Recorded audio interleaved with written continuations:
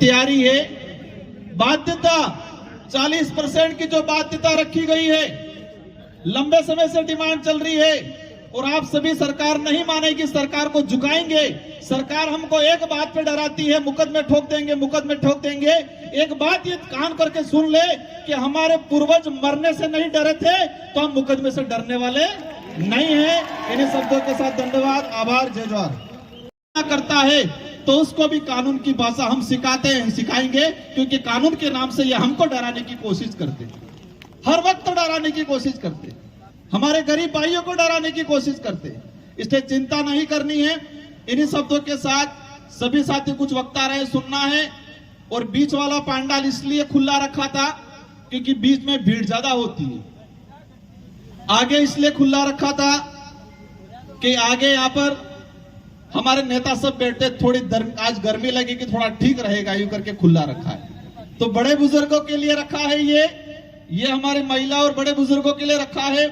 इसलिए आप सबको इसका मान रखना है। तय करेंगे, आदिवासी बाहुल्य क्षेत्र के जितने जो जनप्रतिनिधि है वो तय करेंगे और वो तय करके टीएससी में भेजेंगे और ट्राइबल एडवाइजरी काउंसिल राज्यपाल को भेजेगी और सारे राज्यों के राज्यपाल महोदय राष्ट्रपति को भेजेंगे। इसके बाद तरीके से लागू हो। अगर वर्गीकरण करना है, रेगिस्तान इलाके के भाई बांध कर डिटेल्स दे दो क्षेत्रीय आधार पे, अनुसूचित क्षेत्र में क्षेत्रीय आधार पे दे दो, और शहर या हमारा हाड़ोती वाला इलाका और फिर घेर।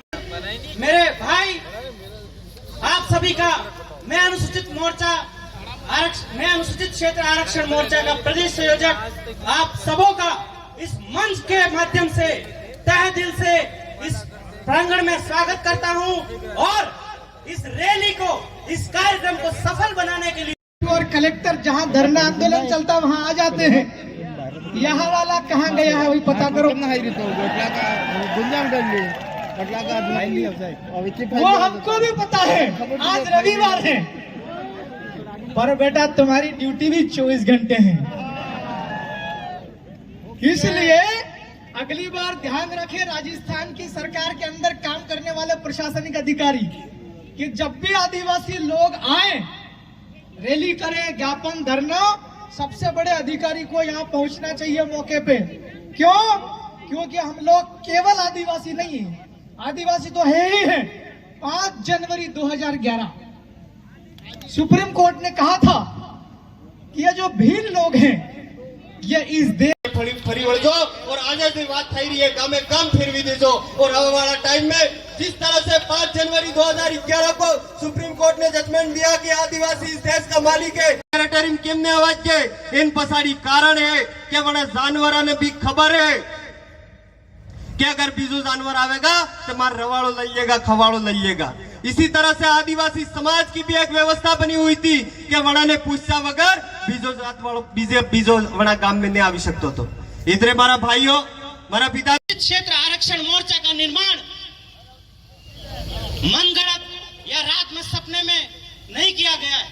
इस मोर्चा का निर्माण के लिए इस पावन धरा बेड़ेश्वर पर भील टेरिटरी के सभी बुद्धिजीवी, सभी महानुभाव वहां जमा हुए और निर्णय लिया गया कि कहीं न कहीं जो 2012 में एक अधिसूचना आई थी उसके काउंटर में 2013 में एक और अधिसूचना लाई जाती है जिसमें अगले 9 तारीख को 9 फरवरी को डूंगरपुर में रैली होगा।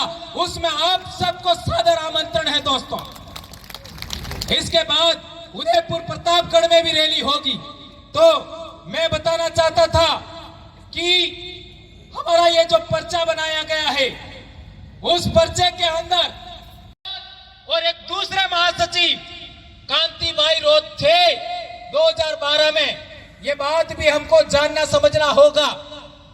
और इससे आगे बढ़ते हैं तो 2014 से सोशल मीडिया पर काम करते हुए आपका हम लोगों ने आदिवासी परिवार 2015 में बनाया और इसके बाद 2016 में आप लोगों ने देखा होगा विद्यार्थी मोर्चा खत्म करने की साजिश की गई। इसलिए अनुसूचित क्षेत्र आरक्षण मोर्चा आदिवासी परिवार की सभी विंगों के माध्यम से इसका निर्माण किया गया है। 2015-16 या उससे भी पहले हमारे वडील ये आरक्षण की लड़ाई को लड़ते आ रहे हैं, लेकिन वर्तमान में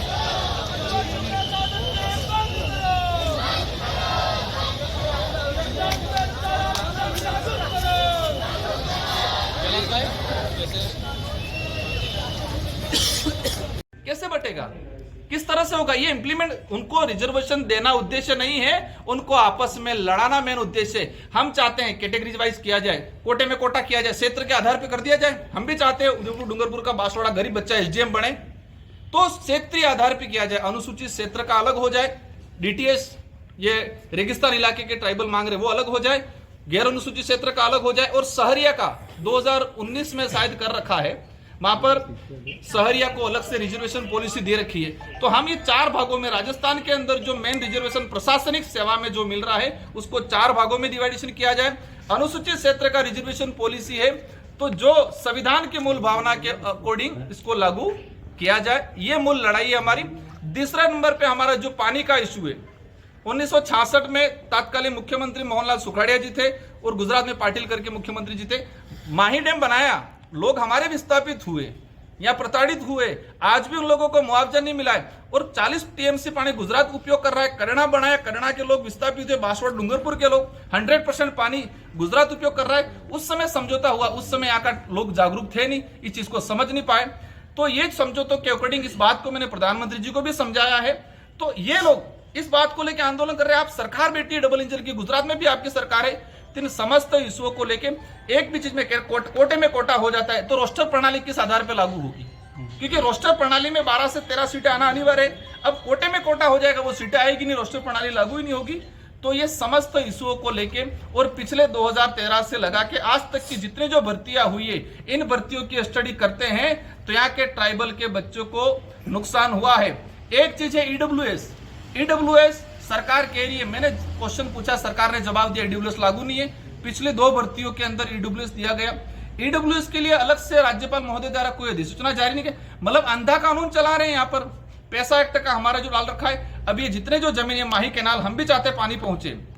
भूमि अधिकरण 2013 के अंदर स्पष्ट लिख रखा है कि आपको जन सुनवाई करनी है, आपको पैसा एक्ट के तहत ग्राम सभा से अनुमति लेनी है, इसके बाद आपको। अब लोगों को मुआवजा नहीं लिया है, मुआवजा नहीं मिला है, पैसा एक्ट के तहत ग्राम सभा बनी है, न जन सुनवाई की गई है, और कालाबाजारी के तहत कुछ लोग इधर इधर जमीन लोगों को बिगाड़ रहे हैं। तो ये मैं जहां तक समझता हूं, इन चीजों को हम छोड़ने वाले नहीं, हम पीछे पड़ के रहने वाले।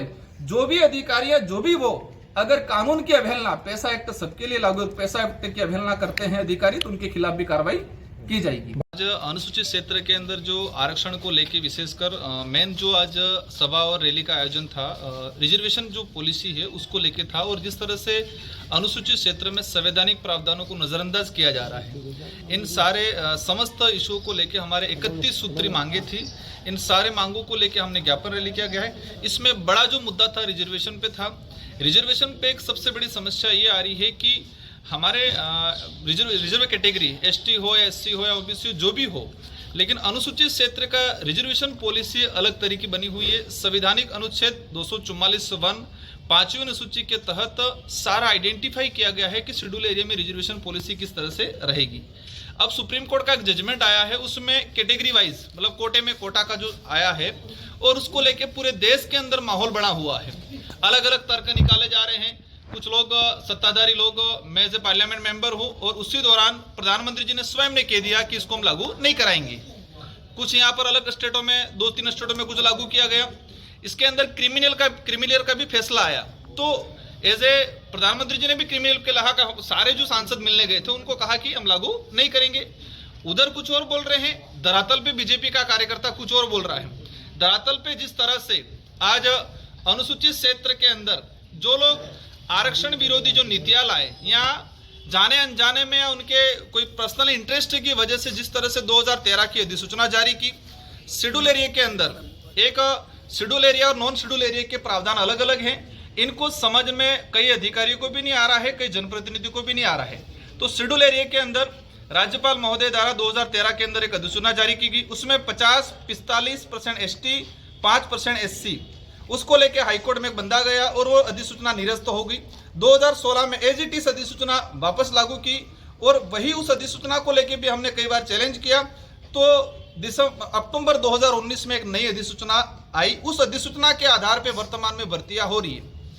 2013 की मेन अधिसूचना 2013 की है, लेकिन 2016 में इसको परिवर्तन किया। शब्दों में भावना वही है, उद्देश्य 2013 वाला ही है। 2019 में फिर चेंज किया और यहाँ पर ये स्थिति बनी हुई है कि 45% ST को रिजर्वेशन, 5% SC को और 50% ओपन कैटेगरी कर रखा है इन लोगों ने। लेकिन ओपन कैटेगरी के अंदर पुलिस डिपार्टमेंट की बात करें हम कि जो बंदा अगर जनरल मेरिट टॉप कर रहा है उसको भी रिजर्व कैटेगरी में डाला जा रहा है। मैंने सारा डाटा मेरे पास पड़ा है, गवर्नमेंट को लेटर लिखा है और आज के ज्ञापन में भी हमने चीजें दी गई है। तो जो रिजर्व कैटेगरी का बंदा अनरिजर्व में जा रहा है, यहाँ पर 75% ट्राइबल इलाका है और ट्राइबल इलाके को 45%। इसमें एक सबसे बड़ी समस्या ये है कि जो 45% रिजर्व कैटेगरी से अनरिजर्व कैटेगरी से बाई चांस कोई बंदा लग भी गया है तो उसको पदोन्नति में इसकी कैटेगरी जो गणना की जा रही है उसकी गणना रिजर्व कैटेगरी में ही की जा रही है। तो ये सारा का सारा खेल 2013 की अधिसूचना, उस 2013 की अधिसूचना को लेकर मैंने कई बार कहा है कि ये आदिवासी बाहुल्य क्षेत्र के लिए काला कानून है। तो वही जो 2013 की अधिसूचना पास कराने वाले लोग आज नए सिरे से आरक्षण करके आरक्षण का मुद्दा बना के लोगों को गुमराह कर रहे हैं। सारे लोग एक पॉलिटिकली एजेंडा बना रखा है। बीच में आयोजन किया गया, बीजेपी के लोग एक पहली बार देख रहे, सत्ताधारी लोग रैली और आंदोलन कर रहे हैं। यार सत्ताधारी लोग कब करते हैं? हम पहली बार ये चीज देख रहे हैं। आप सत्ता में हो, पूर्व सांसद, सारे विधायक वर्तमान बीजेपी से जुड़े हुए, बीजेपी के प्रत्येक पदाधिकारी, बीजेपी के सारे नेता मिलकर रैलियों के लिए आंदोलन कर रहे हैं। वो भी आरक्षण की बात कर तो वही चीज कह रहा हूं मैं, आप चाह रहे हो तो लागू करा लो। सत्ताधारी लोग, आपकी सरकार है। आप एक वक्त कहते थे डबल इंजन की सरकार है, आपकी डबल ट्रिपल इंजन की सरकार है। अब लागू करा तो आपको रैली करने का कि मीणा अलग, भील अलग, गरासिया अलग, सहरी अलग, धानका अलग। ये राजस्थान के अंदर टोटल 12 से 15 अनुसूचित जनजातियां हैं। अगर अनुसूचित जनजातियां वाइज करेंगे